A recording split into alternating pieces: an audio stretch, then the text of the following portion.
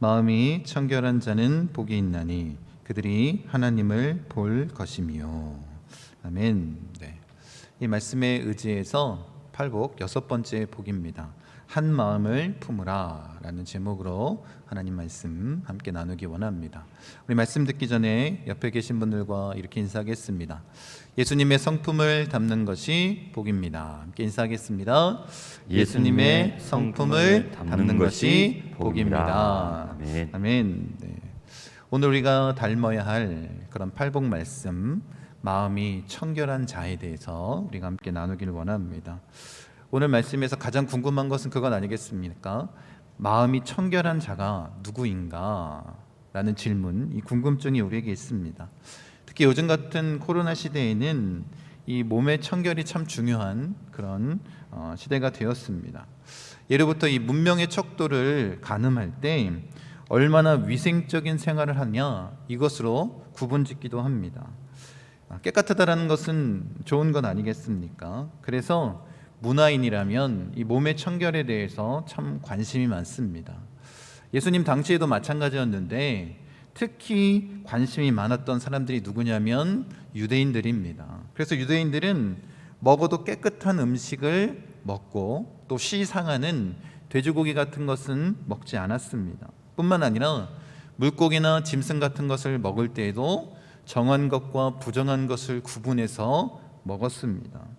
그리고 문둥이를 보거나 또 이 장례를 치렀던 곳을 지나가게 되면 유대인들은 어떻게 했냐면 집에 들어가서 반드시 자신의 옷을 빨아 입었습니다.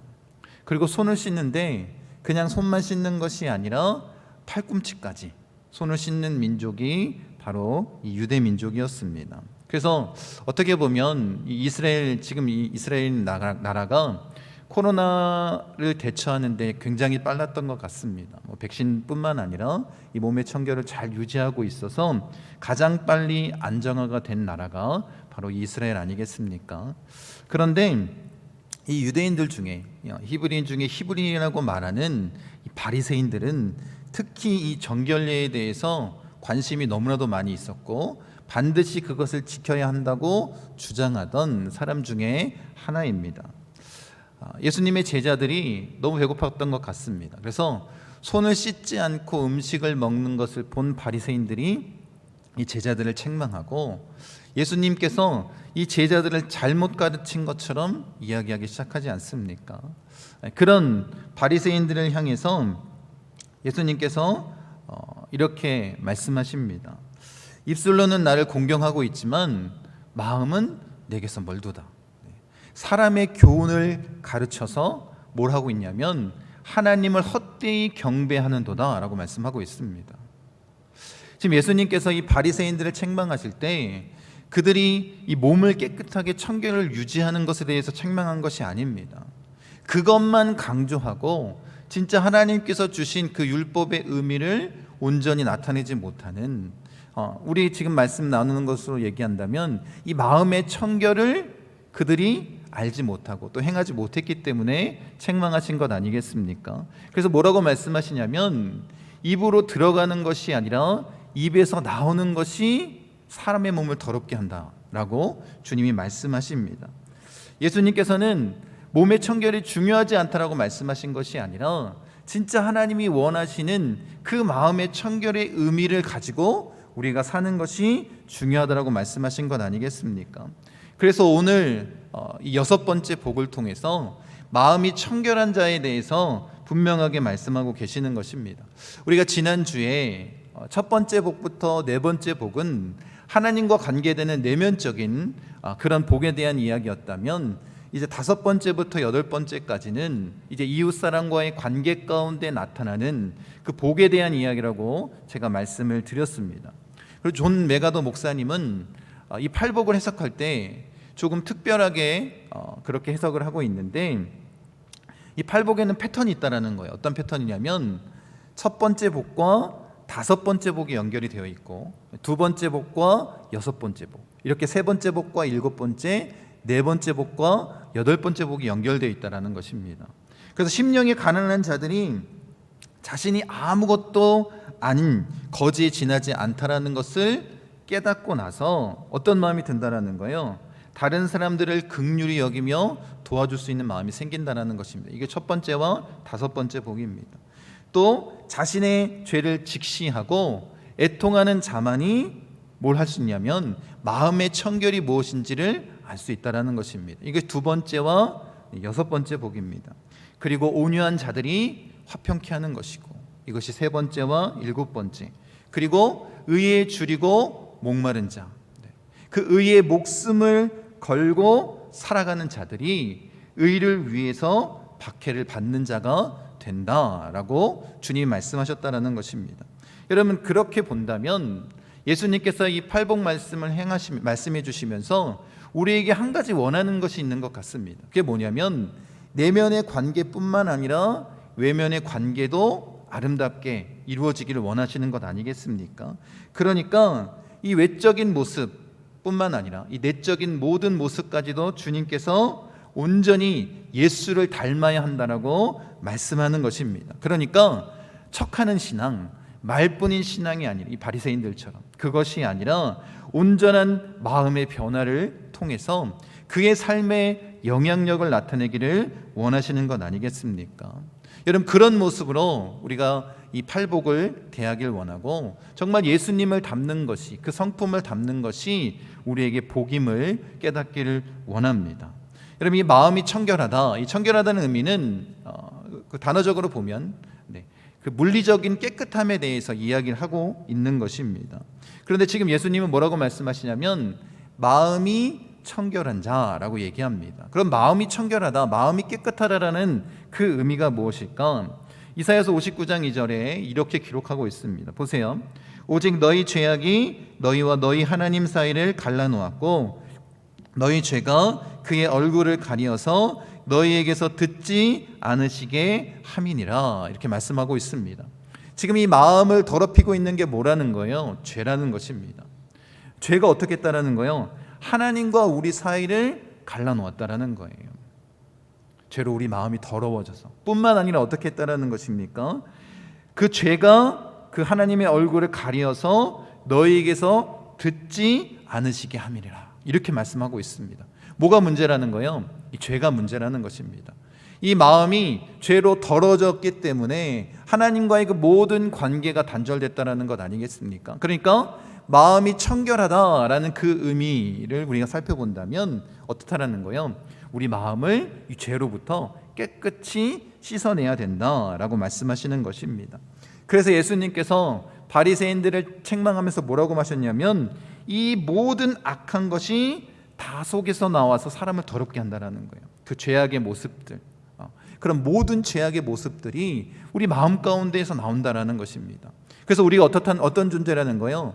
죄로 더럽혀진 존재 아니겠습니까? 그러니까 이 죄의 모습을 깨끗이 청결하게 씻어야 된다라는 것입니다. 여러분, 그런데 우리가 신앙생활을 굉장히 오래 해왔고 또 예수님을 믿고 사랑한다라고 고백하고 있지만 우리가 어떻습니까? 정작 우리의 모습이 어떻습니까? 늘 죄 가운데 허덕이는 그런 모습을 갖고 있지 않습니까? 그런 것을 바라볼 때 여러분, 우리가 깨달을 것은 이것입니다. 우리의 힘으로는 어떻다?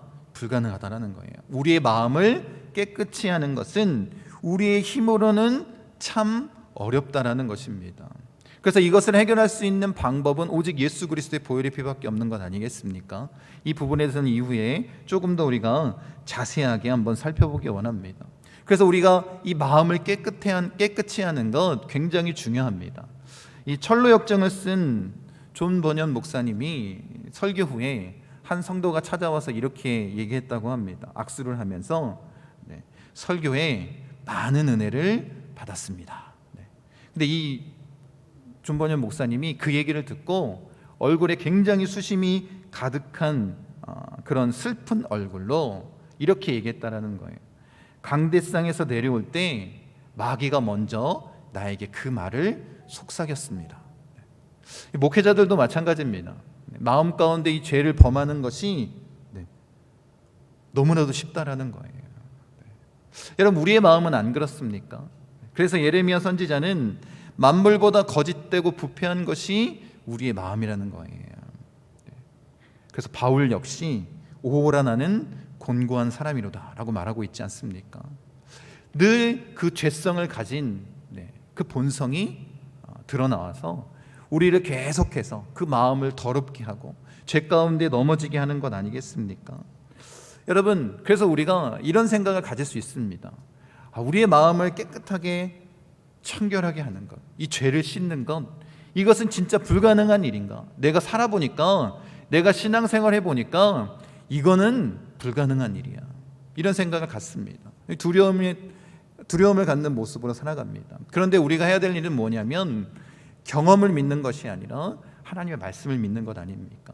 하나님의 말씀 가운데는 우리의 마음을 반드시 깨끗하게 청결하게 씻어 주시겠다라고 말씀하시고 그것이 가능하다라고 말씀하고 계십니다.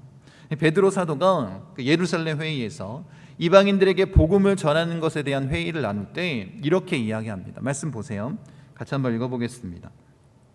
또 마음을 아시는 하나님이 우리에게와 같이 그들에게도 성령을 주어 증언하시고 믿음으로 그들의 마음을 깨끗이 하사 그들이나 우리나 차별하지 아니하셨느니라, 이렇게 말씀하고 있습니다. 9절에 보면 믿음으로 그들의 마음을 깨끗이 하사, 이렇게 말씀하고 있습니다. 지금 베드로가 이 고넬료 가정에서 예수를 믿고 성령 세례를 받는 그 모습을 다 지켜본 거예요. 그러니까 어떻다라는 거예요? 예수 그리스도 안에서, 성령 안에서 뭐가 깨끗해지는 것, 그 예수를 믿는 믿음 안에서 마음이 깨끗해지는 것을 본 것 아니겠습니까? 여러분, 우리가 온전히 말씀으로 또 주 안에서 그 보혈의 능력으로 성령 안에서 우리의 마음이 깨끗해지는 것을 믿으시는 자가 되길 원합니다. 그 하나님의 말씀을 믿고 우리가 나아가기 원합니다. 근데 예수님의 그 보혈의 피로 우리를 깨끗해 하셨는데 뭐가 문제냐면 이 깨끗해진 마음을 유지하는 것이 문제 아니겠습니까? 그래서 이 마음을 청결히 하다라는 이 두 번째 의미가 우리에게 참 중요합니다. 예수님의 동생이었던 야고보는 세상과 벗하지 않기 위해서 그리스도인으로서 이렇게 살아가야 된다라고 이야기하고 있습니다. 말씀 보세요. 같이 한번 읽겠습니다. 하나님을 가까이 하라. 그리하면 너희를 가까이 하시리라. 죄인들아 손을 깨끗이 하라. 두 마음을 품은 자들아 마음을 성결하게 하라, 이렇게 말하고 있습니다. 하나님을 가까이 하라, 이것은 어떤 의미냐면 하나님을 가까이에서 바라보라는 거예요. 우리가 세상과 벗하지 않기 위해서는 어떻게 해야 된다는 거예요? 하나님을 가까이 하는, 하나님을 가까이에서 바라보는 것이 우리에게 필요하다는 것입니다. 그리고 그 하나님을 가까이 바라보기 위한 조건이 있는데 그게 무엇이냐면 죄인들아 손을 깨끗이 하라, 이렇게 얘기하고 있습니다. 성경에서 지금 말하고 있는 손은 이런 의미로 우리가 받아들이면 됩니다. 우리의 모든 삶의 영역을 다 나타내는 거예요. 손으로 그 일들을 감당하며 행하고 있지 않습니까? 그러니까 그 모든 삶의 영역에서 뭘 하라는 거예요? 이 손을 깨끗이 하라라고 이야기하고 말씀하고 있는 것입니다. 여러분, 성경에서 이 손에 대한, 이 손을 깨끗이 하는 의미에 대해서 이 이사야 선지자가 이런 이야기를 합니다. 하나님 앞에 기도하기 위해서 기도하는데, 손을 들고 기도하는데 어떻다라는 거예요? 그 손에 피가 가득히 묻었다라는 거예요. 그런 모습으로 하나님의 앞에 나와서 기도하고 예배한다라는 것입니다. 여러분, 근데 이게 정말 심각한 건 아닙니까? 믿는 자들이 하나님 앞에 나와서 예배하고 이 성전에서 예배할 때도 죄로 가득한 모습으로, 손에 피가 가득히 묻힌 모습으로 나와선다라는 것입니다. 이런 자들이 세상 가운데 나아갔다고 한번 생각해 보십시오. 그들이 어떤 모습을 살겠습니까? 거룩한 모습으로, 주님을 닮은 모습으로 살아가는 것이 아니라 성전에서와 동일하게, 아니 그것보다 더 심각하게 이 손에 피가 가득히 묻힌 그 모습으로 이 세상 가운데 살아가지 않겠습니까? 여러분, 그렇게 우리가 살지 않기를 원합니다. 그리스도인이라면 주님 앞에 거룩한 모습으로 예배드렸던 그 모습 그대로 우리가 세상 앞에 나아가기 원합니다. 여러분, 우리가 정말로 하나님 앞에 예배하는 이 2시간만 가지고 어떻게 세상 가운데서 그리스도인으로 살아갈 수 있겠습니까? 우리의 마음을 청결하기 위해서, 우리가 정말 그것을 유지하기 위해서 주님 앞에 우리의 손을 깨끗이 하고 나아가는 자가 되기를 원합니다.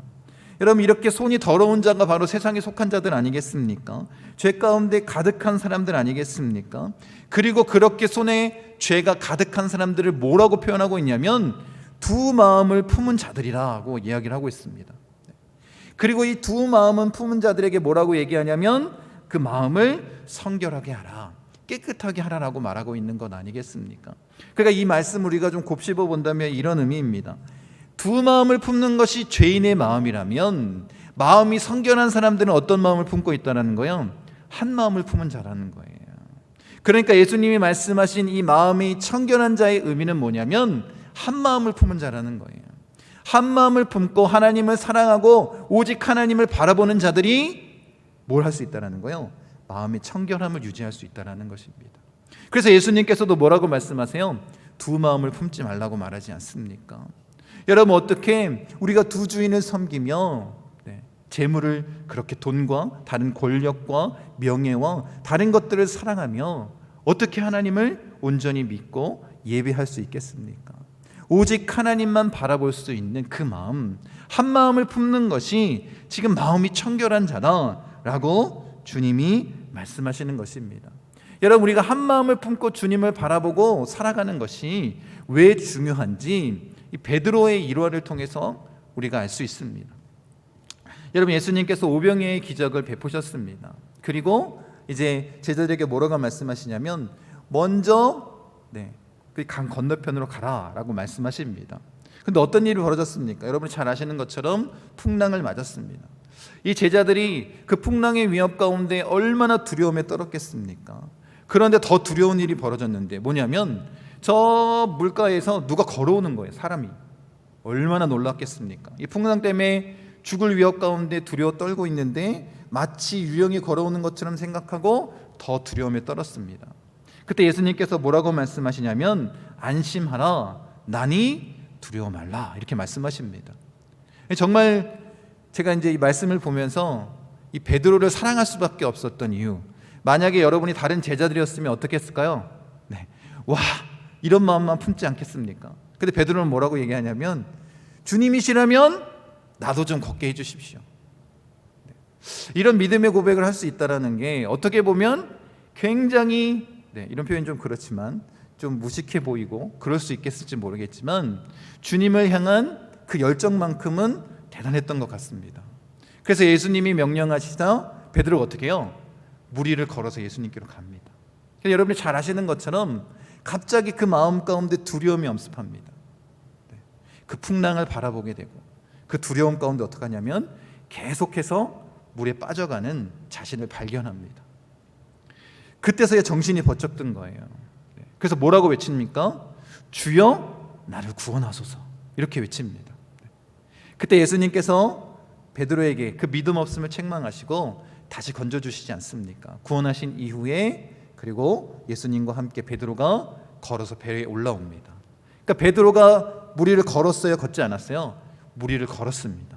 2번이나 예수님한테 갈 때, 물론 잠깐 빠졌지만 다시 또 배로 올라올 때 이렇게 2번 걸었습니다. 근데 이 사건을 통해서 우리가 이 마음의 청결함, 이 한 마음을 품는 것이 얼마나 중요한지에 대해서 분명히 알 수 있다는 거예요. 여러분, 베드로가 처음에 예수님만 바라보고 갈 때는 물 위를 걸었어요? 걷지 못했어요? 걸었습니다. 그런데 이 베드로의 마음 가운데 두 마음이 생겼습니다. 예수님만 바라보는 그 마음이 아니라 풍랑을 보게 된 거예요. 두려움 가운데 떨기 시작했습니다. 다른 것을 보기 시작했습니다. 그러니까 어떻게 된 거예요? 물에 빠져갈 수밖에 없는 건 아니겠습니까?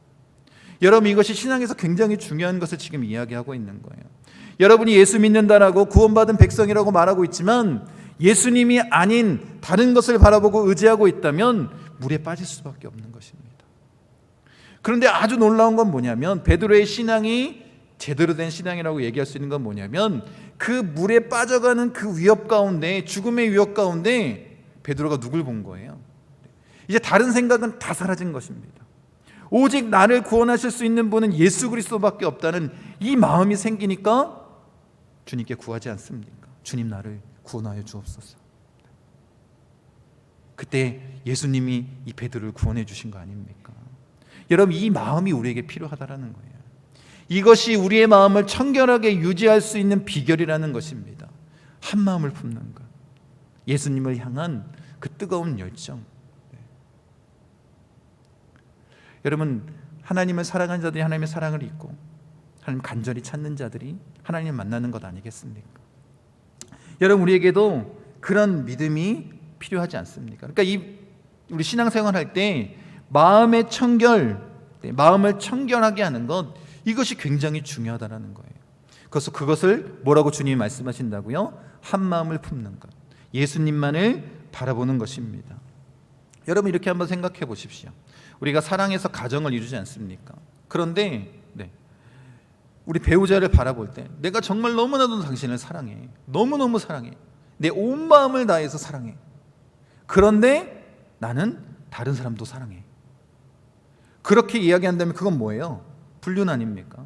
그것을 사랑이라고 얘기하지 않습니다. 그런데 믿는 자들이 이런 죄를 너무나도 쉽게 범한다는 거예요. 하나님께 받은 그 구원의 은혜, 하나님을 사랑하는 마음이 너무나도 뜨겁지만 하나님만 사랑하는 것이 아니라 다른 것도 사랑한다는 것. 돈이나 명예나 다른 것들을 사랑하니 어떻게 그 신앙이 온전히 설 수 있겠습니까? 여러분, 우리가 마음을 빼앗겼다라는 이야기를 많이 하지 않습니까? 이 마음을 빼앗겼다라는 건 뭐예요? 우리의 모든 것을 줬다라는 이야기 아니겠습니까? 그러니까 여러분, 우리도 우리 주님께 온전히 마음을 빼앗기는 자가 되기 원합니다.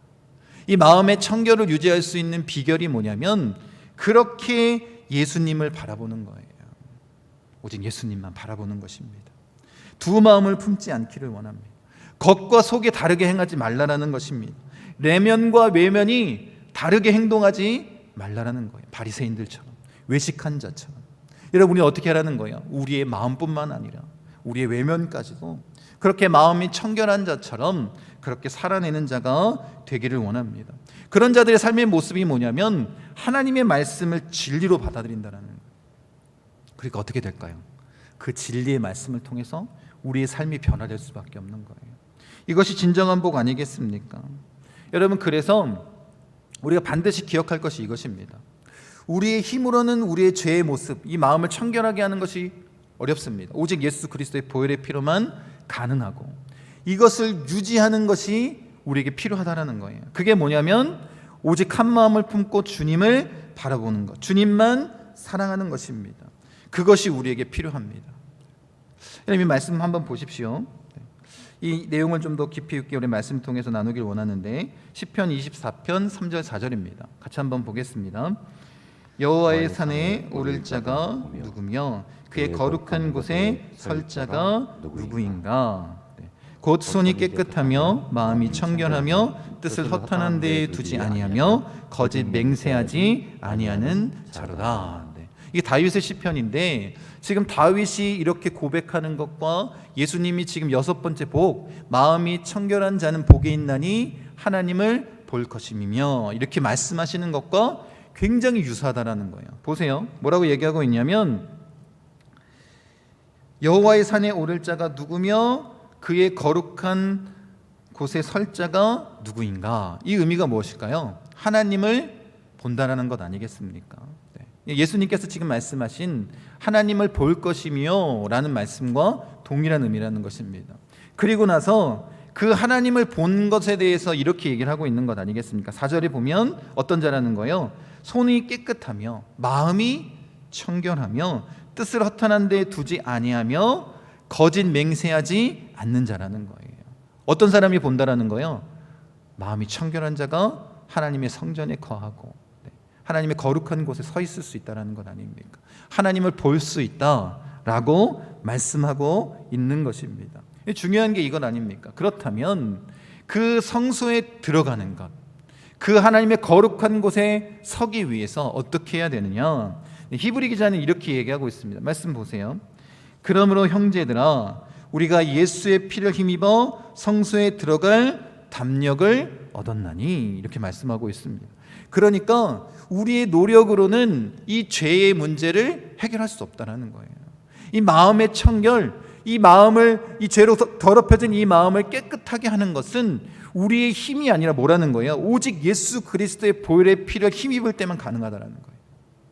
그렇게 우리가 하나님의 거룩한 곳에 설 수 있고 성소에 들어갈 수 있고 하나님을 볼 수 있는 것 아니겠습니까? 오직 보혈의 피로만 가능한 것입니다. 그렇게 그 보혈의 피가 우리의 마음 가운데 뿌려져서 우리의 마음을 청결하게 할 수 있는 것 아니겠습니까? 그런 온전한 믿음, 참 마음을 품을 수 있게 된 것입니다. 여러분, 우리가 정말로 주님 앞에 이 마음의 청결함으로 설 수 있기 위해서는 바로 뭐가 필요하다는 거예요? 예수 그리스도의 보혈의 피가 필요하다는 것입니다. 그리고 우리가 나눈 것처럼 그것을 유지하기 위해서 우리가 한 마음을 품어야 되는데, 이 한 마음을 품기 위해서는 그럼 어떻게 해야 될까? 성경은 우리에게 이렇게 말씀하고 있습니다. 보십시오. 에스겔서 말씀입니다. 또 새 영을 너희 속에 두고 새 마음을 너희에게 주되 너희 육신에서 굳은 마음을 제거하고 부드러운 마음을 줄 것이며 또 내 영을 너희 속에 두어 너희로 내 율례를 행하게 하리니 너희가 내 규례를 지켜 행할지라. 이렇게 말씀하고 있습니다.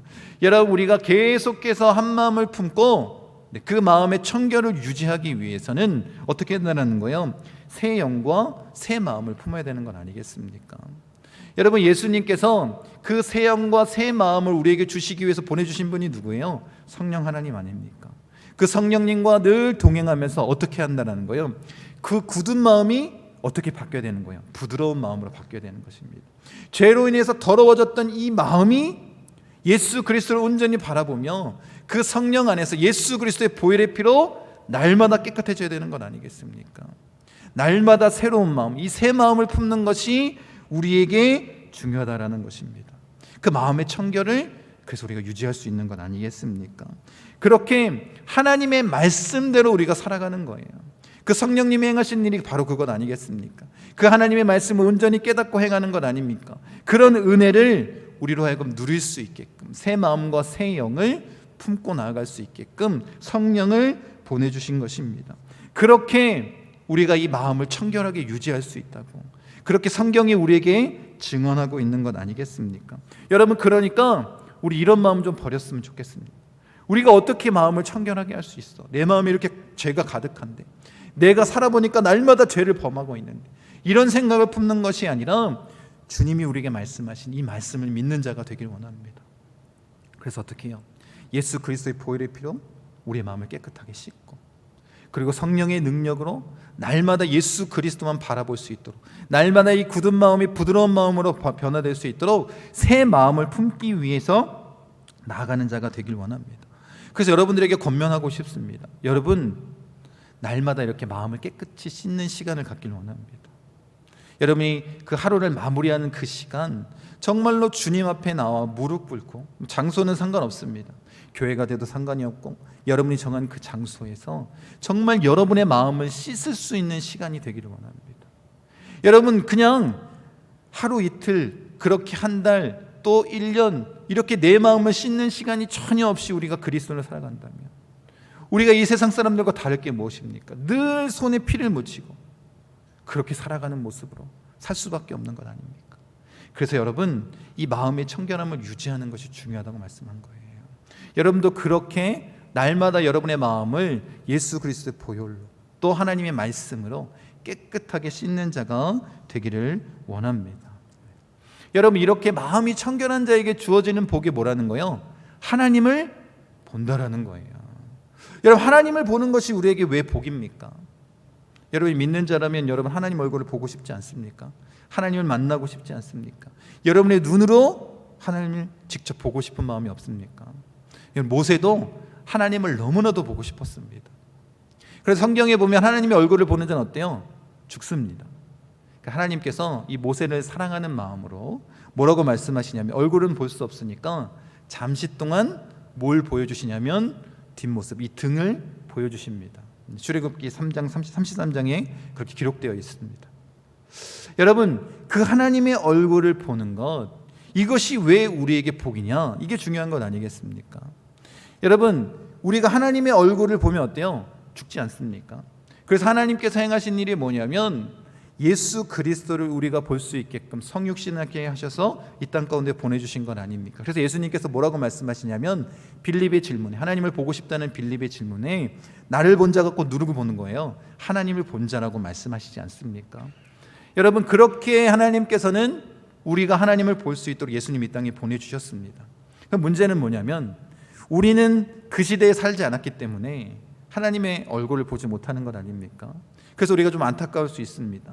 그런데 우리 안에 성령님이 계신다면 여러분 분명하게 하나님을 볼 수 있습니다. 어떻게 하나님을 볼 수 있습니까? 예수님이 전해주신 그 말씀 안에서 우리가 하나님 볼 수 있는 거 아닙니까? 오직 하나님의 이 말씀을 통해서 우리가 하나님을 볼 수 있는 것입니다. 그렇게 주님을 우리가 보기를 원합니다. 여러분, 하나님께서 우리를 창조하실 때 다른 피조물들과는 좀 다르게 창조하셨습니다. 어떻게 창조하셨어요? 하나님의 형상을 품은 자로 창조하셨다는 거예요. 그렇다면 그 의미가 뭐냐면 우리 인간은 하나님의 생각을 받아들일 수 있는 존재라는 거예요. 하나님의 뜻을 알 수 있는 존재라는 것입니다. 그런데 이것을 누가 거부했을까요? 사람이 거부했습니다. 죄를 지음으로 말미암아, 아담과 하가 죄를 범함으로 말미암아 자신들의 마음을 죄로 더럽히고 닫아버린 거예요. 하나님과의 관계가 단절된 건 아니겠습니까? 그렇게 이제 우리는 죄 가운데 하나님의 영을 거절하며 살아가는 존재가 된 거예요. 그런데 하나님을 본다는 의미는 뭐예요? 이 예수 그리스도의 보혈의 피와 성령의 능력으로 그 죄가 사라지고 마음이 청결함을 유지하게 됨으로 말미암아 어떻게 됐다라는 거예요? 하나님을 보게 됐다라는 거예요. 이제 영적인 존재로 하나님의 뜻을 알고 하나님이 말씀하신 대로 살아갈 수 있고 하나님을 경험할 수 있는 그런 존재가 됐다는 것입니다. 그러니까 어떻게 해요? 하나님과의 단절이 풀리니까 여러분 내면적인 이 영적인 통찰력, 영적인 존재로서 하나님의 깊은 뜻까지도 알 수 있는 그런 존재가 됐다는 거예요. 그러니까 이것이 우리에게 복이다라고 말씀하시는 것입니다. 여러분, 하나님의 얼굴을 본다는 것은 무엇이냐면 아까 우리가 살펴봤던 에베소서 말씀처럼 하나님과 가까이 서는 건 아니겠습니까? 여러분, 하나님과 가까이 주의 얼굴을 보는 자들, 이런 자들을 하나님이 격려하시지 않습니까? 그 상황에 맞춰서 하나님께서 은혜를 베풀어 주십니다. 그 얼굴을 우리에게 향하여 드사 우리에게 평강을 주시는 분 아닙니까? 그런 은혜가 우리에게 넘쳐나는 것입니다. 그렇게 하나님의 뜻 안에 하나님의 나라를 이 땅 가운데 경험하고 살아가는 존재가 되는 거예요. 그러니까 어떤 존재가 되는 거냐면 하나님의 임재와 현존을 경험하는 자가 되는 거예요. 의미가 뭐냐면 임재의 의미는 하나님께서 우리에게 오셨다는 것이고 현존의 의미는 뭐냐면 지금 여기에 우리와 함께 계신다는 것 아닙니까? 그러니까 임재와 현존이 우리에게 임한다는 의미는 뭐냐면 하나님과 가까이 동행하는 삶을 산다는 거예요. 늘 주님과 함께하는 그 은혜가 우리에게 넘쳐난다는 것입니다. 이것이 하나님의 얼굴을 보는 자들의 축복 아니겠습니까? 여러분, 그렇게 우리가 주님께서 주시는 그 놀라운 축복을 누리는 자 아니겠습니까? 여러분, 그래서 정말로 그 은혜를 갈망하고 그 은혜를 나타내고 참된 복 있는 자로서 살아가기 위해서는 우리 생각의 전환이 필요하다는 거예요. 우리의 인식이 바뀌어야 됩니다.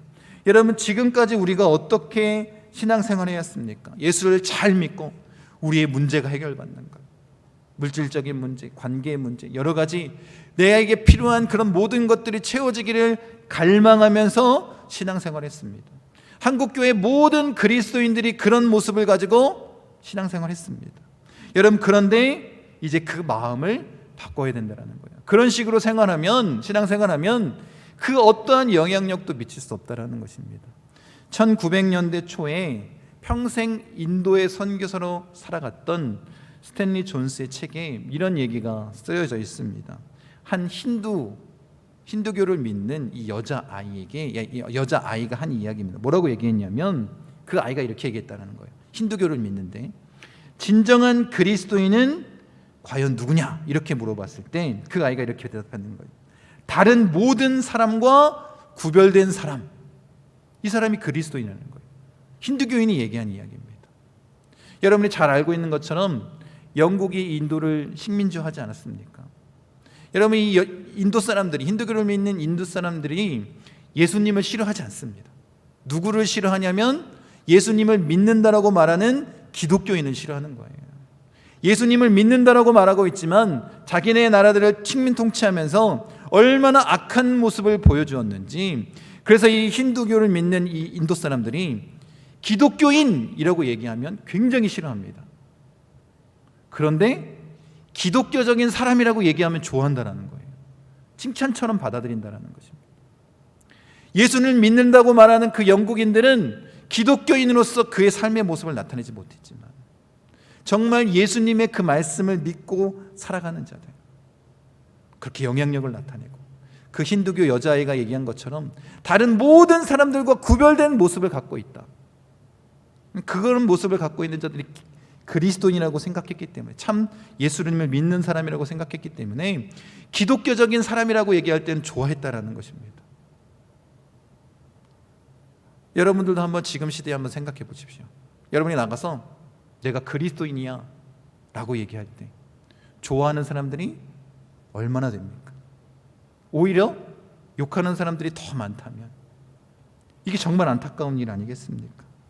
여러분, 그래서 우리에게 바뀌어야 될 의식 전환이 뭐냐면, 예수 믿고 나의 생활이, 내가 돈이 많아지고 부자가 되고 건강해지고 내 자녀가 잘 되고 이것이 아니라 예수님을 닮는 것이 참된 복이다, 이렇게 바뀌어야 되는 건 아니겠습니까?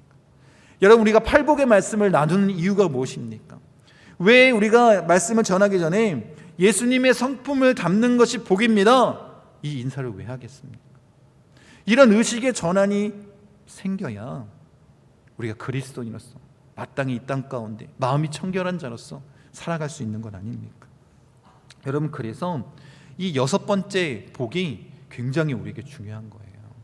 여러분, 우리가 그리스도인으로서 이 세상 가운데 나타날 때 어떤 것이 중요하냐면, 그리스도인을 살아가는 명확한 표식이 있다면 그게 뭐냐면 마음이 청결한 자라는 거예요. 하나님만을 사랑하고 그 말씀 안에, 그 말씀대로 살아내기 위해서 날마다 우리 마음 가운데 그 죄를 씻어내는 그런 마음이 청결한 자가 이 땅 가운데 믿지 않는 자들에게 보여줄 수 있는 그리스도인의 표식이라는 거예요. 여러분, 마음이 청결한 자입니까?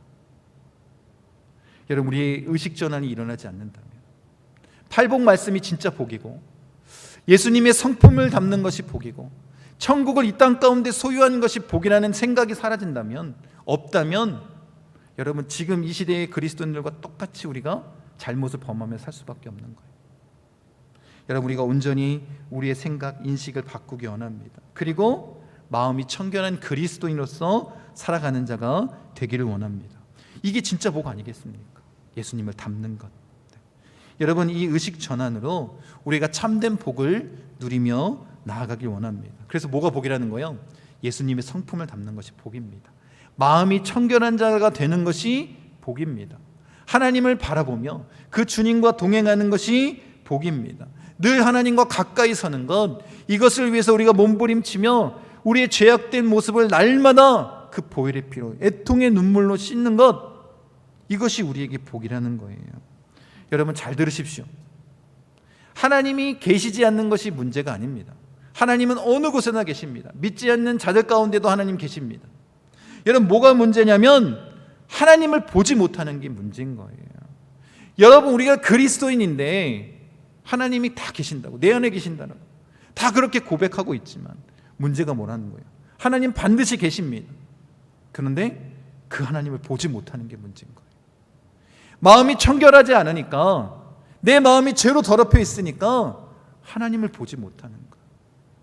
이게 이 시대를 살아가는 그리스도인의 모습, 죄의 모습, 잘못된 모습이라는 거예요. 여러분, 마음이 청결하여 하나님을 보는 자가 되기 원합니다. 이게 복입니다. 예수님은 우리에게 너무나 어려운 것을 요구하시는 것 아니에요.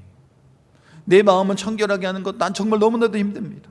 내가 살아보니까 정말 힘듭니다. 여러분, 그런데 성경이 얘기하고 있는 그 선과 악에 대한 개념을 잘 이해하시면 됩니다. 여러분, 한번 잘 생각해 보십시오. 어두운 곳에 빛을 비치면 어떻게 될까요? 어둠은 사라집니다.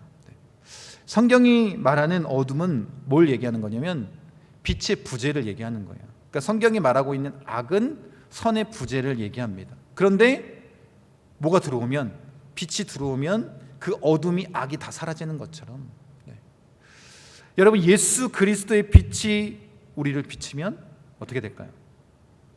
그 어둠은 사라지는 거예요. 예수 그리스도의 보혈의 피가 내 마음을 씻으면 그 악은 사라지는 거예요. 이걸 못 믿는 거예요. 내 경험만 믿으니까, 하나님의 말씀을 믿지 못하니까 계속해서 죄의 종노릇하는 삶으로 사는 것입니다. 여러분, 이거 믿기 원합니다. 예수님의 약속의 말씀을 믿기를 원합니다. 예수 그리스도의 보혈의 피가 내 마음을 깨끗하게 씻었고, 성령 하나님이 내 마음을, 이 굳은 마음을 부드럽게 유지시켜 주는 건 아닙니까? 우리가 할 일은 뭐라고요?